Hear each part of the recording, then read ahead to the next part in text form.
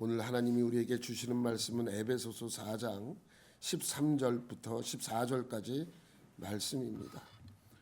하나님이 오늘 우리에게 주시는 말씀 에베소서 4장 13절부터 14절까지 말씀을 제가 봉독하도록 하겠습니다. 우리가 다 하나님의 아들을 믿는 것과 아는 일에 하나가 되어 온전한 사람을 이루어 그리스도의 장성한 분량이 충만한 데까지 이르리니 이는 우리가 이제부터 어린 아이가 되지 아니하여 사람의 속임수와 간사한 유혹에 빠져 온갖 교훈의 풍조에 밀려 요동하지 않게 하려 함이라. 아멘. 여러분, 성장통이라는 것은 어린 아이들이 성장할 때 이유나 원인 없이 통증을 겪게 되는 것을 말합니다. 주로 초등학생 때 많이 겪는 일이죠. 저도 초등학교 때 무릎이 아픈 적이 있어요. 정확하게는 무릎 아래쪽에 있는 톡 튀어나온 뼈가 되게 아픈 적이 한 번 있었습니다. 누가 만지기만 해도, 건들기만 해도, 누가 스쳐 지나가기만 해도 통증을 참을 수가 없었어요. 제가 너무 아파하니까 저희 어머니가 저를 데리고 병원에 간 적이 있습니다. 엑스레이를 찍어보더니 의사가 이렇게 그림을 그려가면서 이렇게 설명을 해주더라고요.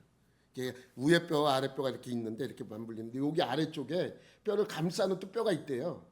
근데 이 몸이 성장하다 보니까 이 뼈가 미처 성장하는 뼈에 따라가지 못하고 늦게 성장함으로써 이게 약간 벌어진 거래요. 그러니까 누르면 이게 건들기만 해도 되게 아프다고. 그런데 시간이 지나면 자리를 잡게 될 것이고 그러면 아프지 않을 것이다 라고 설명해 준 적이 있습니다. 성장통은 그런 것입니다. 그런데 자라면서 성장통만 있는 것이 아니죠.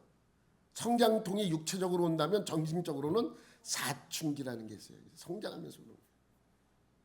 어느 글에 보니까 아이들이 급격하게 성장하면 성장 호르몬이 나와서 성장통이 생기는 거라고 이야기를 하면서 사춘기는 이 성장 호르몬이 갖춰질 때쯤에 사춘기라는 것이 찾아오는 것이라고. 그러니까 시작과 끝을 그렇게 설명하는 내용의 글을 제가 본 적이 있습니다. 사춘기와 성장통은 어린 아이들이 어른으로 성장하는 과정에서 나오는 그냥 부작용이에요. 부작용.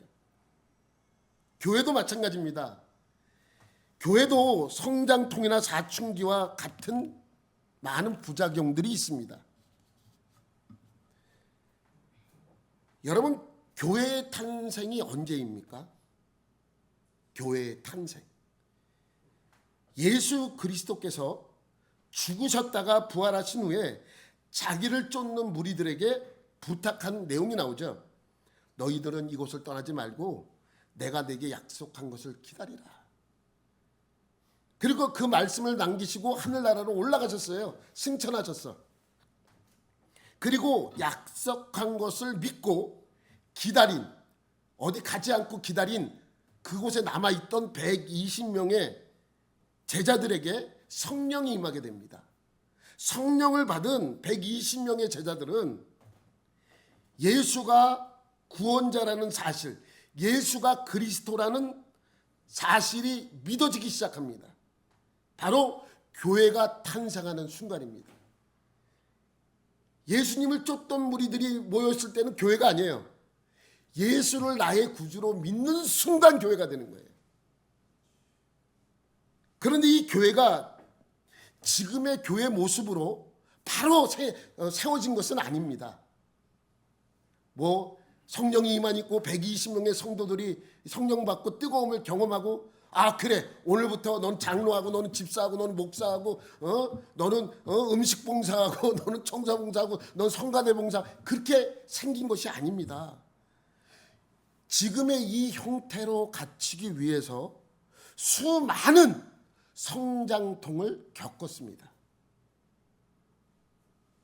여러분, 바울이 전도 여행을 통해 세운 교회가 많이 있었죠. 그 교회 역시 성장통을 겪었습니다.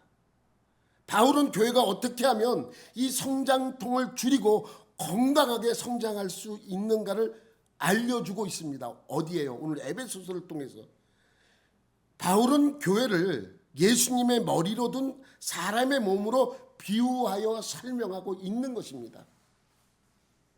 여러분 잘 들어보세요. 우리는 에베소서를 공부하면서 분명하게 알게 된 가장 큰 복된 사실은 하나님께서 우리를 예수 그리스도로 말미암아 하나님의 자녀를 삼으신 후에 우리로 하여금 교회를 세우시고 그리스도를 그 머리로 허락하시며 우리를 그 몸된 지체로 부르사 완성하는 과정으로 삼으셨다는 사실입니다.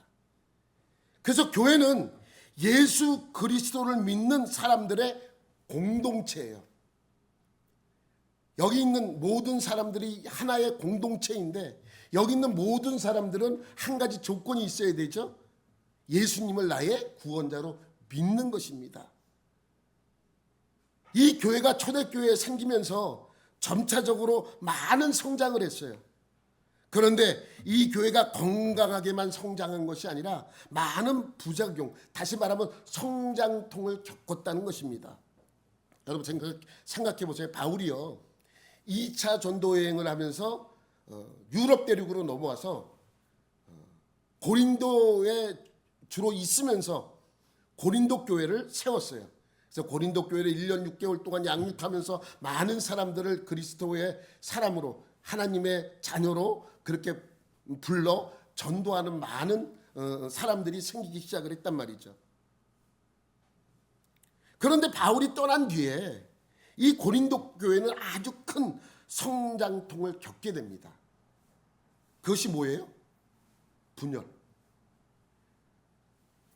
여러분 이 성장통은 뭐 안 겪으면 더 좋지만 성장하는 과정에 있어서 오는 부작용이라고 말씀드렸죠. 그러니까 이 고린도 교회는 바울파, 아볼로파, 게바파, 그리스도파로 나누어지는 아주 분열되면서 서로 싸우게 되는 그러한 부작용을 겪었습니다. 그것을 경험한 바울은 그것을 경험했잖아요. 로마에 감금되어 있을 때 에베소 교회에 좋지 않은 소식을 듣게 됩니다. 성장통이 이제 시작된 거예요. 바울은 에베소 교회를 가만히 두었다가는 더 큰 성장통을 겪을 수 있다는 것을 알았기 때문에 성장통을 줄이는 방법을 에베소서를 통해서 알려주고 있는 것이죠.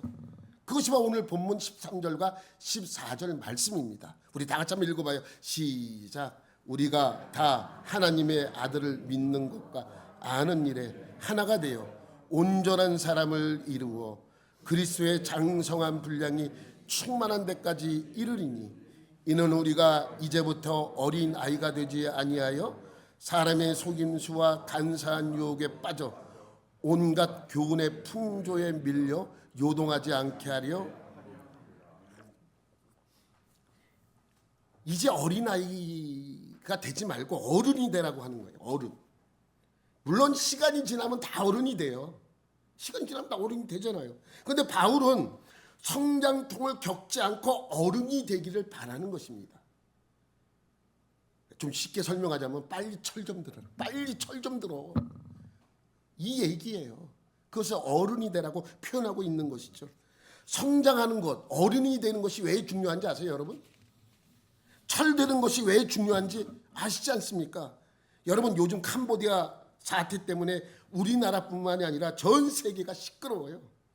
꿈을 안고 꿈을 이루기 위하여 찾았던 캄보디아에서 그들은 싸늘한 시체가 되어서 돌아왔습니다. 한 사람의 이야기만이 아닙니다. 몇 사람이 시신으로 발견됐잖아요. 아직도 끝나지 않았어요. 며칠 전에 64명이 돌아왔지만 사실 지금도 감금되어 있는 사람들이 몇백 명이 된다라고 추정하고 있는 것이죠. 그런데 그곳에 있는 사람들이 대부분 몇 살이에요? 그곳에 감금되어 있는 대부분 한 20대예요. 대부분 20대예요. 대학생이거나 취업을 준비하는 청년들입니다. 이들이 왜 그곳에 가서 있습니까? 누가 와서 꼬였어요. 어떻게 꼬였습니까? 네가 조금만 잘하면 거기 가면 월 2천, 3천 버는 건 우스워. 라고 어떤 사람이 그들을 유혹했기 때문입니다. 내 신문에서 본 내용이에요. 거기 가면 2천, 3천 버는 건 우습다고 하는 내용 때문에 간 사람들이 많이 있습니다. 여러분 그 말을 믿어요, 여러분? 여러분은 믿습니까? 제가 여러분에게 저한테 500만 원만 빌려주면 다음 달에 1000만 원 갚겠다고. 여러분 믿을 사람 있어요, 여기? 믿을 사람 있어요? 근데 믿어요. 누가 믿어요? 젊은 애들은 믿어요. 젊은 애들은. 예? 여러분 피라미드로 인해서 피해당하는 사람들 대부분 나이가 어떻게 되는 줄 아세요? 젊은 사람들이 피해를 당해요. 나이 먹은 사람은 피해가 많지 않아요. 왜 나이 많은 사람들은 왜 안 넘어가는 줄 아세요, 여러분? 인생을 살다 보니 뭘 깨우치는 거예요? 눈먼 돈이 없더라. 이거 깨우치는 거 아닙니까? 눈먼 돈 있어요? 내가 가만히 있어도 내게 돈이 착착착착 그렇게 달라붙는 눈먼 돈이 있습니까? 살아보니까 없잖아요. 여러분 월 1000, 2000 버는데 그 순서가 저까지 오겠습니까? 자기들이 벌지. 나이 드신 분들은 그 사실을 알아요. 누가 월 2000 준대. 그럼 속으로 뭐라 그래요? 웃기는 소리 하고 있네. 벌어봐라. 근데 젊은이들은 넘어가는 것입니다. 나이 드신 분들은 속지 않아요. 아니 뉴스에서 그렇게 캄보디아 사태로 문제 일으키고 사람 죽어나가고 이런 게 연일 보도하고 있는데 또 꼬임에 넘어가서 공항 가서 캄보디아 편도 티켓 끊어가지고 가는 젊은이들이 있어요. 지금도 그렇게 시끄럽게 뉴스 시간마다 캄보디아 사태를 그렇게 이야기하는데도 그래서 공안 직원이 너무 이상해서 물어보니까 이 아이가 그렇게 속아 넘어서 가는 거예요. 그래서 설득하고 경찰 불러가지고 연결해줘서 가는 것을 포기하는 그런 아이들도 있습니다. 어른들은 알아요. 아이들은 아직 몰라요. 세상을.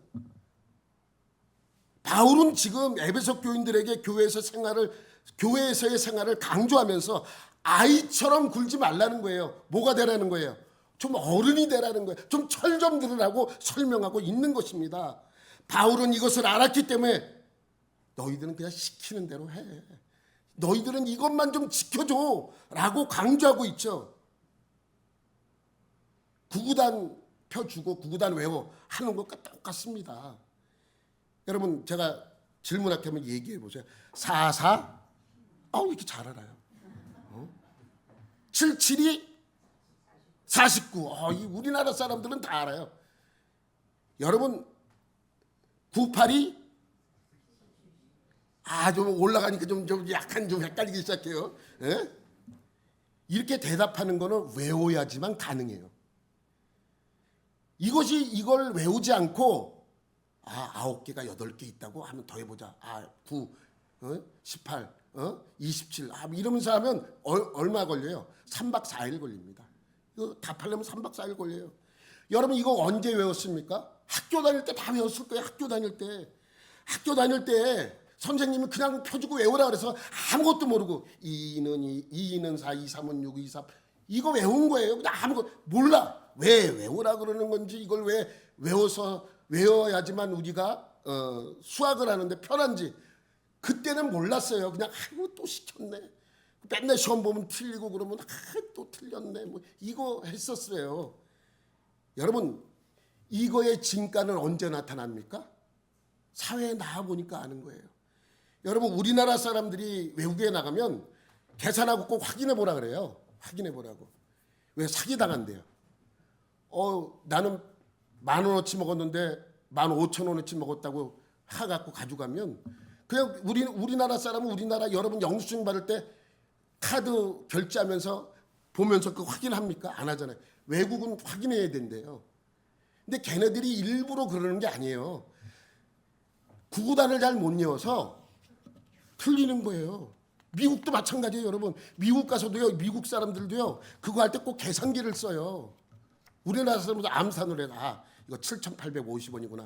아는데 걔네들은 계산기 두들겨야 7,850원이 나와요. 그러니까 세계에서 암산을 제일 잘하는 민족 중에 하나가 누구예요? 우리나라 사람이에요. 어딜 가든지 벌써 딱 계산이 딱 되잖아요. 아, 얼마 딱. 이게 사실은 왜 그렇게 될 수 있었습니까? 초등학교 때 그 선생님 때문이에요. 선생님 펴주고 구구단 외워, 시험 보고 틀리면 혼내고, 이것 때문에 지금 우리가 이렇게 산수를 잘하는 그러한 민족이 된 것이죠. 그래서 세계에서 계산이 제일 빠른 사람들, 우리나라 사람들 아니에요.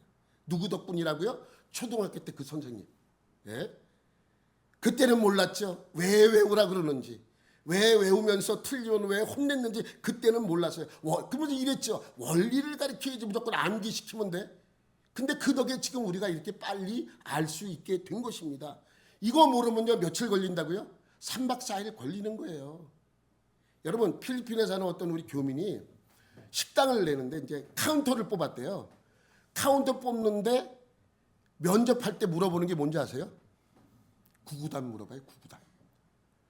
아니, 성인 돼갖고 대학교도 졸업한 학생한테 7호 이거 물어봐요. 그거 하고 나면 그 다음에 뭐 물어보는지 아세요? 2만의 10%는 얼마냐? 이거 물어봐요. 잘 못해. 여러분, 7, 9 그러면 손가락으로 한 게 뭐가 있나 봐. 이렇게 한참 걸려. 3박 4일. 정말 그렇습니다. 대학까지는 소용없어요. 잘 모르는 사람 천지입니다. 우리는 초등학교 때 외울 때는 몰랐어요. 근데 그때 선생님이 왜 외우라고 했는지 나중에 사회에 나와보니까 알 수 있는 것입니다. 이것이 바로 성경의 요구예요. 성경의 약속입니다. 그 약속 중에는 이루어진 것도 있고 이루어지지 않은 것도 있습니다. 이렇게 되는 두 가지를 우리 보러 요구하는 그 두 가지가 무엇인지 아십니까? 13절을 다시 한번 보도록 할게요. 하나님의 아들을 뭐예요? 첫 번째 믿는 것, 두 번째 뭐예요? 아는 것. 믿는 것 중요합니다. 믿어야지만 우리가 하나님의 나라의 백성이 돼요. 교회 안에 하나의 지체로 들어올 수 있습니다. 그러나 믿는 것만큼 아는 것도 중요해요. 그래서 우리는 먼저 믿어야 돼요.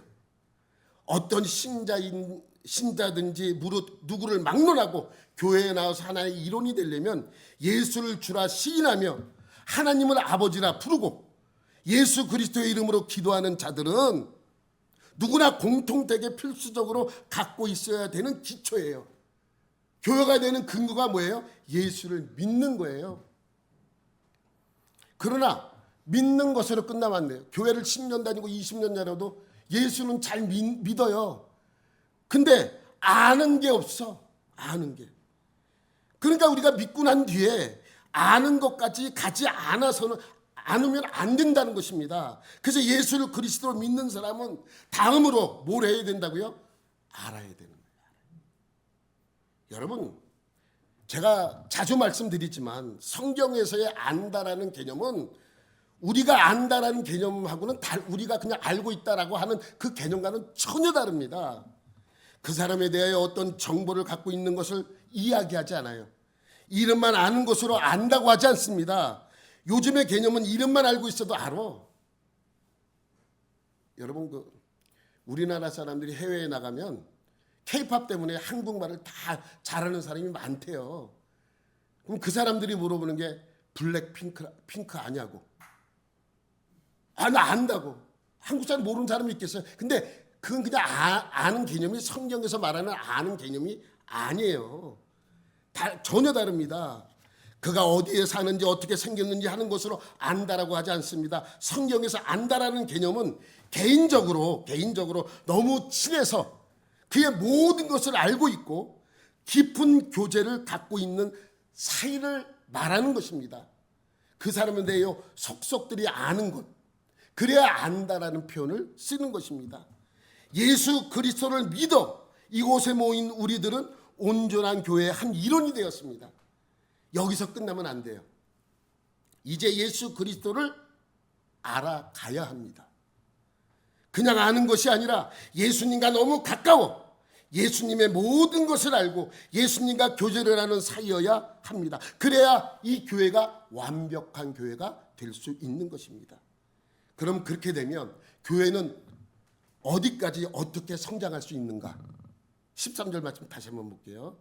그리스도의 장성한 분량이 충만한 데까지. 쉽게 말씀드리면 누구를 닮은 사람이 되라는 거예요? 그리스도를 닮은 사람이 되는 거예요. 그리스도의 장성한 분량이 예수님처럼 될 때까지. 그러니까 그리스도를 닮은 어른이 되라고, 그리스도를 닮은 어른이 되라고 설명하고 있는 것입니다. 철없는 어른이 되지 말고 예수 그리스도를 닮으라는 거예요. 여러분, 교회 안에서 일을 하다 보면 교회 안에서의 일은 모두가 다 서툴어요. 그렇잖아요. 처음부터 교회는 이렇게 움직이니까 이렇게 조직되어 있고 이렇게 아는 사람은 없습니다. 왜냐하면 교회 안에 있는 모든 문제는 다 영적인 문제이기 때문입니다.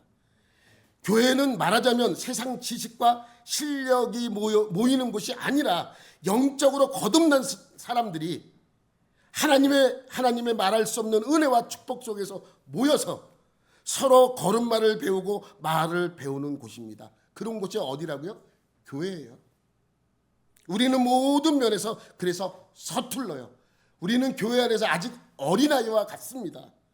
누가 와서 우리에게 한 달에 2, 3천 벌 수 있다 그러면 그 꼬임에 쉽게 넘어갈 수 있는 어린이들이에요. 여러분, 그러니까 이단이 와서 우리를 꼬이면 금방 넘어가는 거예요. 너무 몰라. 그러니까 예수를 믿은 다음에 계속해서 지금까지 뭐만 외치고 있습니까? 믿습니까? 믿습니다. 이것만 외치고 있는 거예요. 믿은 다음에 뭘 해야 된다고요? 알아야 돼.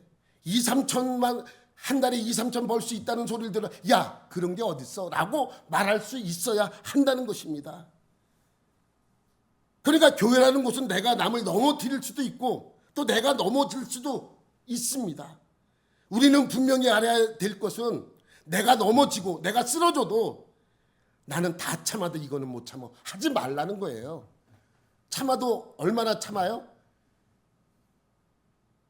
70번씩 7번이라도 참으라는 거예요. 그러면 우리는 계산합니다. 70번씩 7번이니까 7, 7이 40. 490번만 참으면 되겠구나. 아니에요. 바로 그것이 예수라면 어떻게 했을까라는 그 질문을 우리가 항상 던질 수 있는 사람이 돼야 하는 것이죠. 오늘 13절을 보면 우리가 그리스도의 장성한 분량이 충만한 데까지 이르는 것이 목표예요. 우리의 신앙생활은 성장해 나가면서 누구를 닮아가는 거예요? 예수님을 닮아가는 거예요. 그래서 그리스도의 장성한 분량이 충만한 데까지. 말이 좀 어렵지만 어려운 건 아닙니다. 쉬워요. 예수님을 닮은 사람이 되라는 거예요. 그러니 그리스도를 닮은 어른이 되는 것이 우리의 목표입니다. 우리의 위치는 아직 어린아이와 같다는 걸 늘 인정해야 돼요. 누구나 예수를 믿는 자들은 어린 아이로부터 출발하며 영적으로 거듭난 갓난 아기로부터 출발한다는 사실을 기억해야 하는 것입니다. 지금 교회라는 곳이 허락되고 교회 안에 여러 직분이 허락되고 서로 봉사케 하여 영적인 어린이로부터 그리스도의 장성한 분량에 이르도록 하려고 하는 것이죠. 우리는 아직 어린아이지만 어른스럽게 아니면 빨리 철들게 하려는 겁니다. 그것이 바로 14절이에요. 14절 말씀 보면 이는 우리가 이제부터 어린아이가 되지 아니하여, 그죠? 어린아이가 되지 아니하여 사람의 속임수와 간사한 유혹에 빠져 온갖 교훈의 풍조에 밀려 요동하지 않게 하려 함이라. 유혹에 요동하지 않게 하려는 것입니다.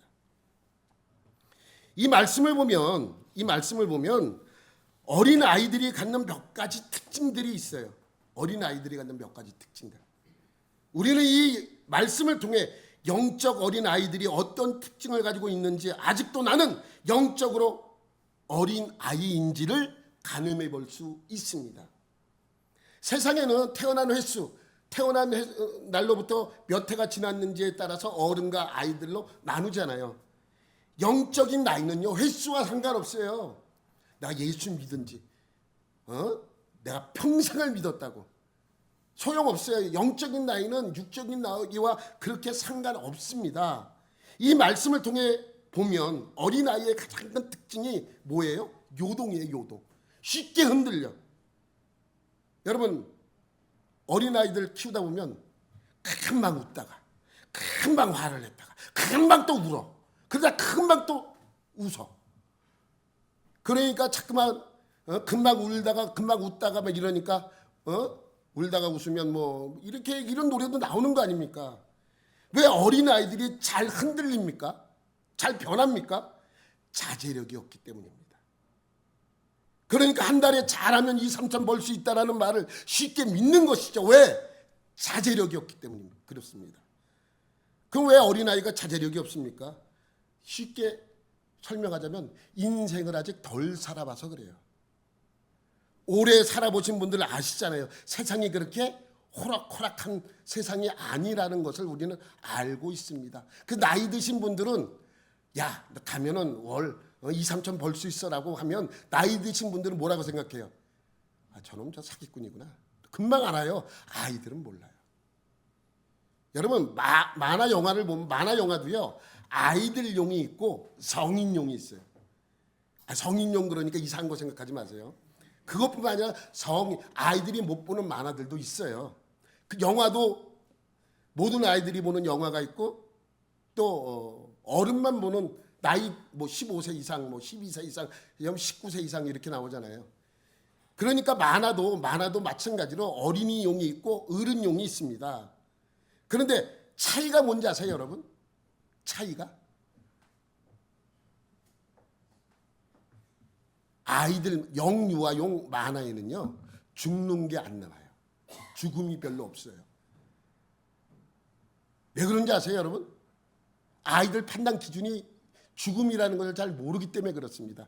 차를 타고 가요. 그래서 낭떠러지에 만화 차를 타다가 추락해서 꽝 떨어져요. 차가 폭발을 해요. 근데 사람은 안 죽어. 그냥 새나 몇 마리 이렇게 별이 몇 개 있다가 없어지고 살아나지 죽지 않습니다.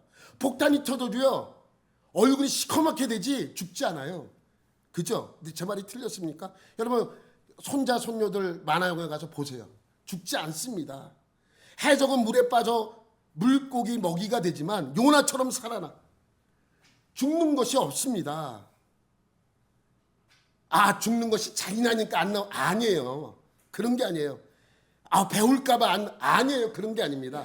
아이들은요 상상력이 죽음이라는 것 자체를 잘 이해를 못하기 때문에 그렇습니다. 아무리 죽는 게 나와도 죽는 거 잘 몰라요. 그러니까 죽어봤자 아이들에게는 아무 의미가 없는 거예요. 아이들에게 있어서 가장 무서운 것이 뭔지 아십니까? 방구뽕입니다. 방구뽕. 정말이에요. 방구뽕 그러면 싫어해요. 그럼 웃으면서 계속 웃어. 방구뽕. 그러면 막 웃어요. 계속 웃어. 그러면서 하지 말라 그래요. 그런 걸 무서워하는 거예요. 아이들은요 그렇습니다. 그리고 또 하나 있어요.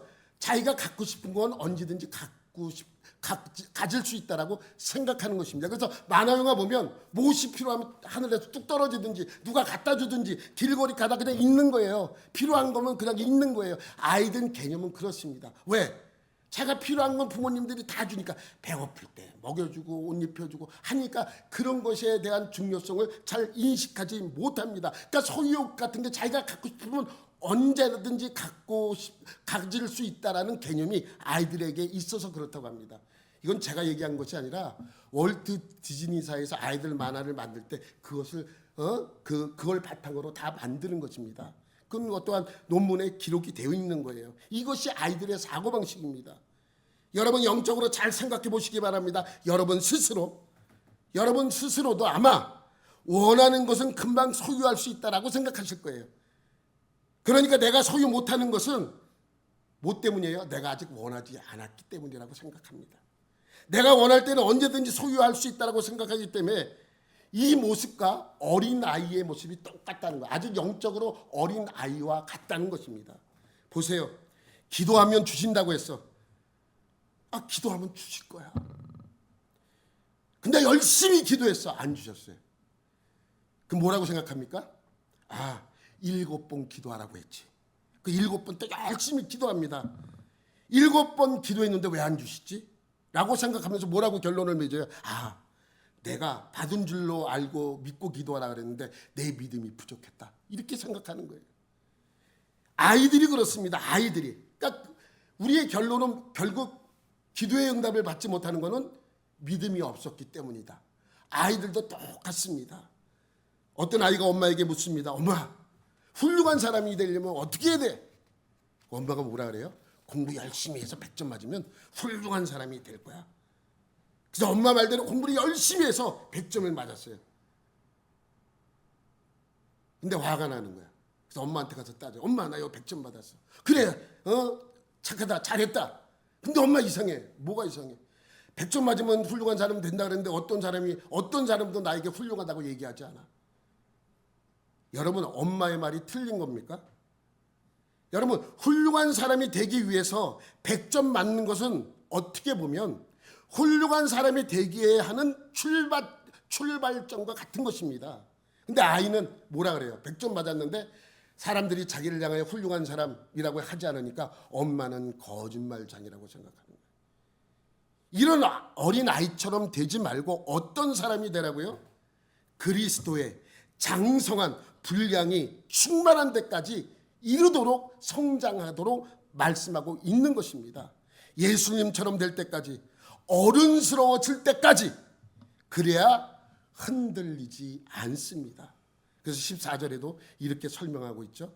시작. 이는 우리가 이제부터 어린아이가 되지 아니하여 사람의 속임수와 간사한 유혹에 빠져 세상의 교훈의 풍조에 밀려 요동하지 않게 하려 함이라. 요동하는 또 하나의 이유는 잘 속아서 그래요. 아이들이 왜 그 꼬임에 넘어갑니까? 잘 속아요. 우리 옛말에 비유하자면 귀가 어떻게 해요? 얇어. 남의 말에 잘 넘어가는 사람은 그냥 뭐라 그래요? 귀가 얇다 그러잖아요. 남의 말이 들으면 정말 그런가?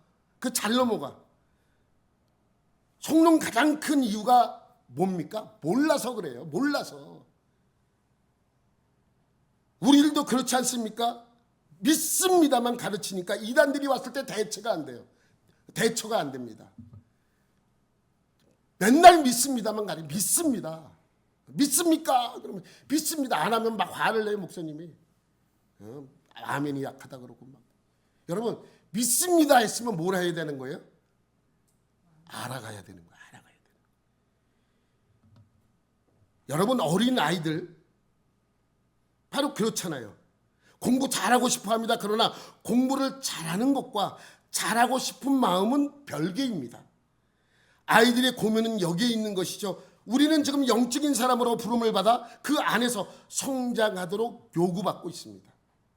성장하여 그리스도의 장성한 분량이 충만한 데까지 말입니다. 바울은 에베소서를 통해 우리의 영적인 신앙의 어린아이에 머무르지 않고 성장하여 성숙해지기를 원하고 있는 것이죠. 이것을 잘 보여주는 내용이 고린도전서 8장에 나옵니다. 안 보셔도 돼요. 고린도전서 8장에 무슨 내용이 나오냐 하면 제사 문제가 나와요. 제사 문제. 제사 음식에 관한 문제가 나옵니다. 여러분 생각에 제사 음식은 먹어도 됩니까? 안 됩니까? 여러분 생각에 그냥 생각. 성경에 있는 거 말고 여러분 생각에 제사 음식은 먹어도 됩니까? 안 됩니까? 어디 갔더니 고사를 지내고 이리 와서 이거 먹어. 우리 아까 조금 고사 지냈는데 고사 지낸 음식 먹어. 제사 지낸 음식 먹어. 그럼 여러분 먹어도 된다라고 생각하십니까? 아니면 먹으면 좀 찝찝하다고 생각하십니까? 여러분 생각에 먹어도 돼요. 그죠? 먹어도 돼요. 과거 우리 목사님들은 제사 음식조차도 먹지 못하게 했습니다. 제사 지내는 근처에도 가지 못하게 했습니다. 그러면 틀린 거 아니에요. 틀린 거 아니에요. 이건 틀리고 맞고 문제가 아닙니다. 우리 신앙을 지켜주기 위해서 그 목사님들이 그렇게 하신 거예요. 틀린 게 아니에요.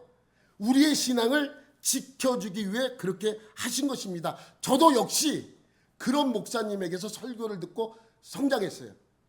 제사 음식은 안 된다고, 먹지 말라고. 먹으면 당장이라도 큰일 나는 것처럼. 주일날 뭐 사갖고 오면은 막 혼냈어요. 주일날 뭐 샀다고 목사님들이 막 혼냈어요. 주일날 뭐 사먹는다고. 근데 주일날 왜 교회에서 왜 과자는 왜 줘? 근데 그잖아요.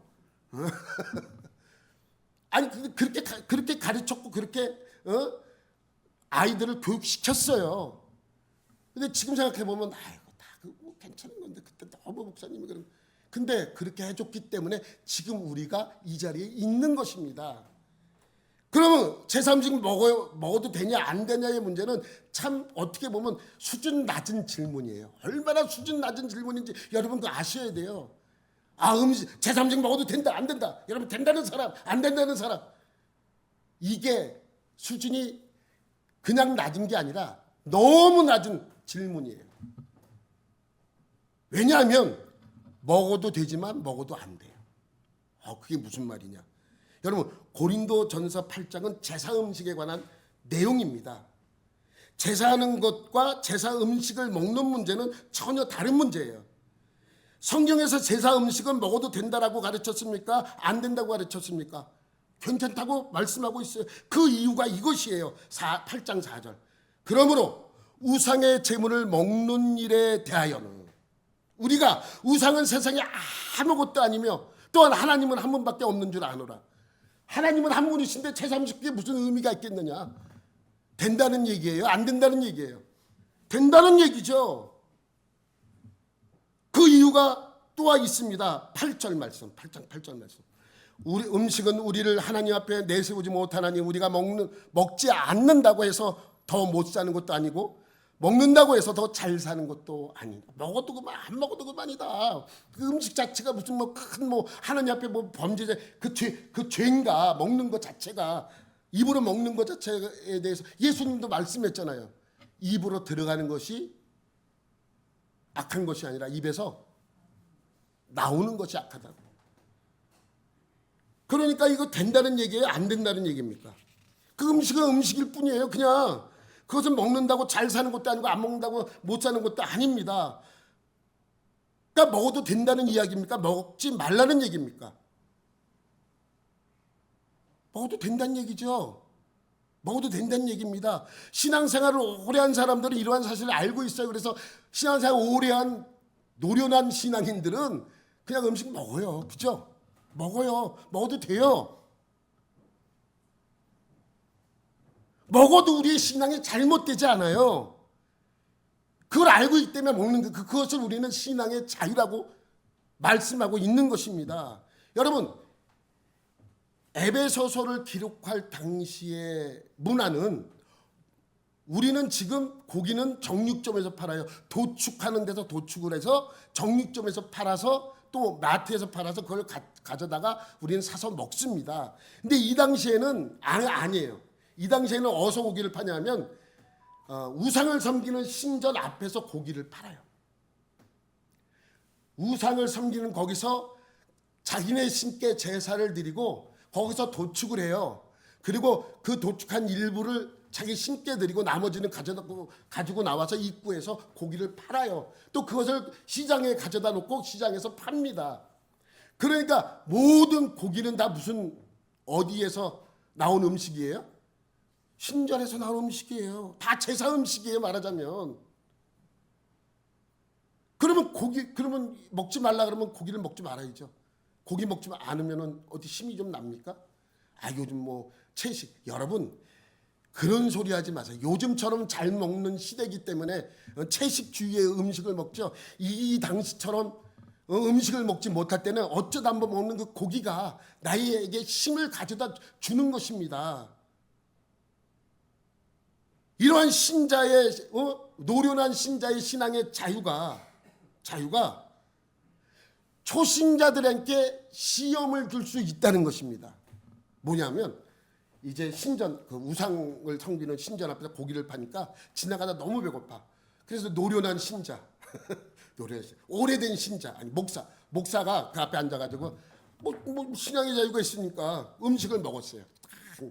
딱 고기를 막 맛있게 먹었어요. 너무 배고파서.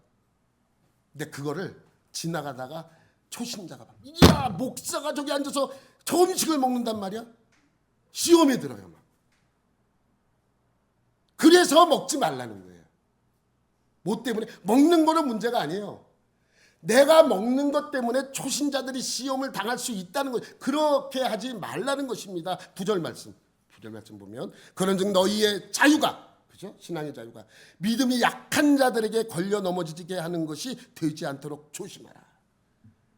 그러니까 뭐예요? 고기 먹고 싶어? 그럼 숨어서 먹으라는 얘기예요. 숨어서. 초신자들 못 보게. 아니면 먹지 말라는 얘기입니다.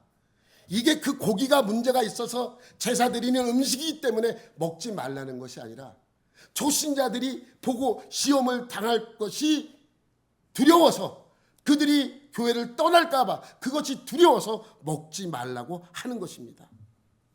왜냐면 여러분 그렇잖아요. 저 목사가 저기 신앙이 좋은 줄 알았더니 저 완전히 거짓말이네. 아유 저런 교회에 떠난다면 그 책임이 내게 있기 때문입니다. 바울은 자신의 신앙의 자유로 고기를 먹을 수 있는데 먹는 모습을 새신자가 보고 시험에 빠진다면 자기는 뭐예요? 평생 고기를 안 먹는다고 설명하고 있습니다. 13절 말씀. 그러므로 만일 음식이 내 형제를 실족하게 한다면 나는 영원히 고기를 먹지 아니하여 내 형제를 실족하지 않게 하리라.